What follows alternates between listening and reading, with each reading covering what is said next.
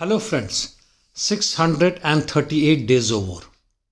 Starting from the southern war zone in Ukraine. On Kherson front, Ukrainian army is holding bridgeheads in central Kharkiv, anti-Novosky bridge as well as railway bridges nearby.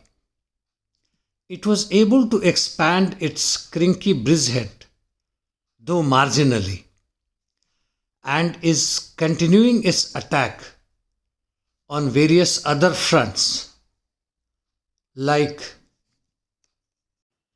Poema Peshanovka Podstepnoe, and is trying desperately to reach M14 motorway that will give itself a huge leeway to progress further southwards as well as hinder Russia's logistic supply line.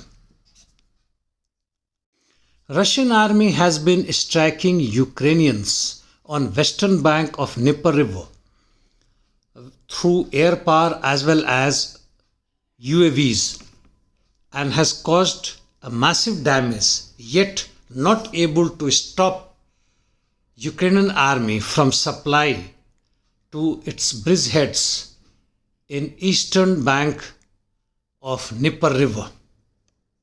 On Zaporizhia front towards Pyatikhatki, no changes since some time now. Towards Verbov, Ukrainians attacked Verbov and Novoprokopovka and made some minor gains towards Novoprokopovka. Rabotino itself no changes. Rimivki salient by and large no changes. Ukrainians though tried to attack north of Priyotne and Novomyorsky to retake back its lost ground positions but did not succeed. Due whether it is very difficult to continue counterattacks. However, positional battles and artillery mutual exchanges taking place. In north on Kharkov front, towards Swatovo-Kupiansk line, Russian army is active on eastern bank of Oskol river, though there are no major changes. Ukrainians are continuously bringing reinforcements and strengthening its defense and has been able to restore few of its crossings oblique bridges which were destroyed by the Russian Air Force. Russian army made some small gains towards east of Petropavlovka and also on Crimea front towards Serebryansky forestry. Otherwise, by and large, is no major changes. In east, on Avdiivka front, where things are moving in favor of Russian army, the Russians carried out a surprise attack towards Yasinovat industrial zone, which is in southern flank of Avdiivka, and captured many buildings. Why surprise? Because these areas are highly fortified since 2014 and Ukrainians never expected such attacks to take place. But not only the Russians carried out attacks but also gained some highly fortified buildings, and no counterattacks were reported so far from the Ukrainian side. Russian aerospace forces have been carrying out heavy bombing in these areas using RBK-500, and also they attacked Khimivk micro districts. In northern flank, Ukrainians carried out counterattacks towards southwest and west of Krasnohorivka without any gains. Russian army carried out sort of reconnaissance with forces from Vodyane, and also fight is going on towards coke plant. On Marinka front, southern side, Russians made some gains towards Novo Mikhailivka. On Bakhmut front, towards southern flank, Russian army carried out attacks and gained little bit towards north of Klishivka. As far as Andriivka and Kurdyumovka are concerned, no changes. However, regroupings taking place for both the armies.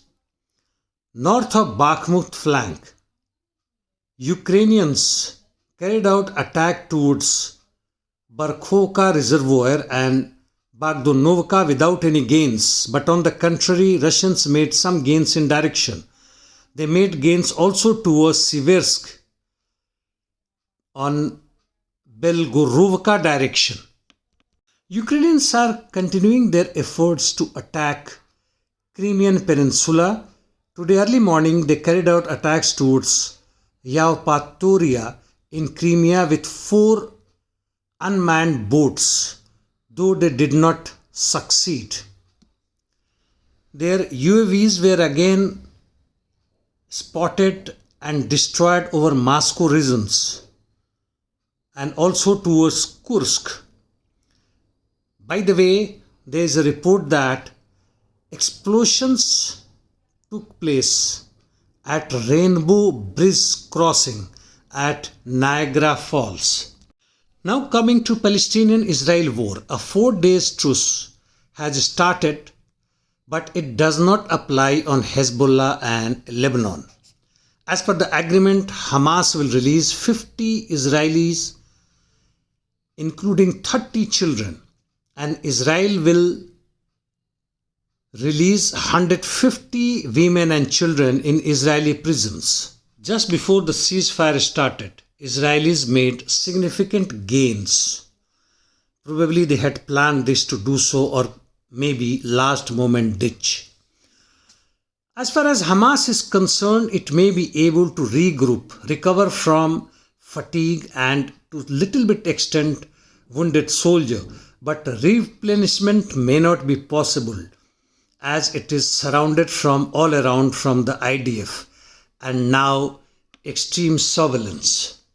Israel has hit Syrian targets in Damascus with missiles. It continues its war against Syrian targets as well as rest of Lebanon, wherever it is possible, against Hezbollah warriors.